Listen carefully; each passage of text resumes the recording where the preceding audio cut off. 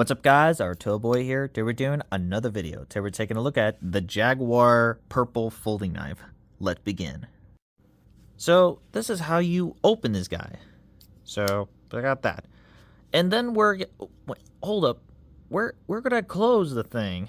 It's supposed to be a line lock. Where's the line lock?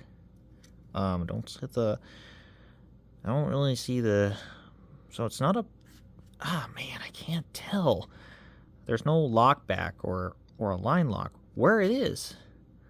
Well, if you kind of really know, and sounds so insane, this is supposed to be it.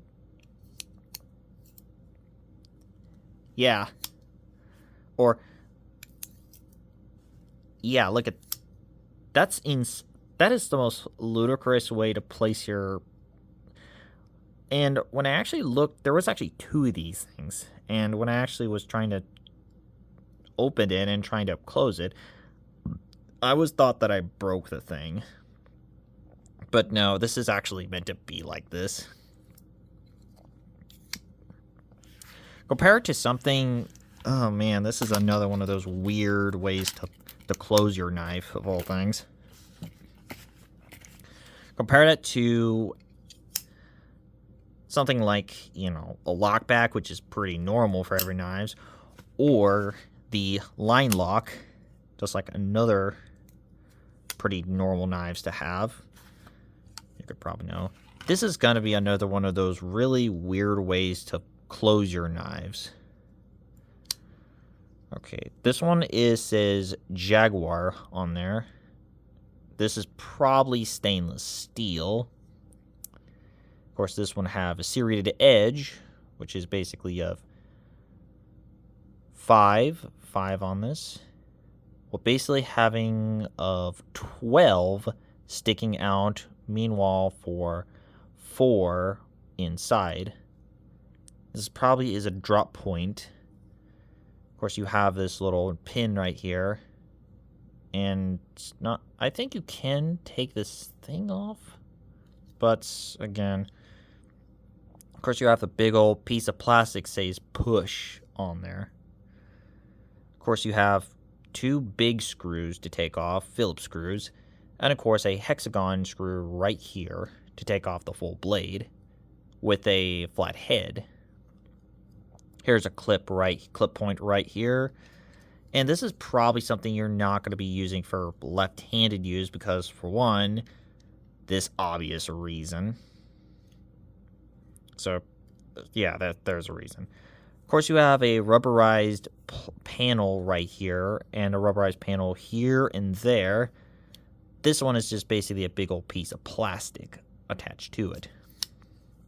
So the camouflage itself, I think it's around about like a purple, pink, and then white and gray as a texture. There's a hole right here to put things like lanyards, beads, paracord, you name it. So the size on the blade itself is around about 3 inches. Meanwhile, for the handle, while the blade's closed, it's around about of 4.5 inches. Meanwhile, for the entire, and then the overall size is around about basically up 7 3/4. Another weird part about it is this one's a little crooked. Well, it's kind of designed like that. Oh yeah, you can put it like that. And the funny part about it is you could just throw it by force and then close it back in. That's probably gonna be dangerous. Don't really see a little bit of blade play around. But yeah, you could just take that. Yeah, you could just use it by force and then push it back in. Instead of pushing the push button. Yeah, clearly the obvious thing. So, let's test this bad boy out.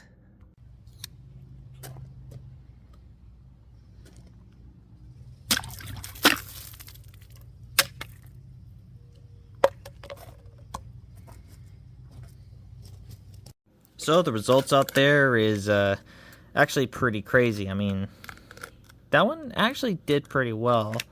And the serrated edge actually did help with the piece itself. Actually did help chopping the piece itself.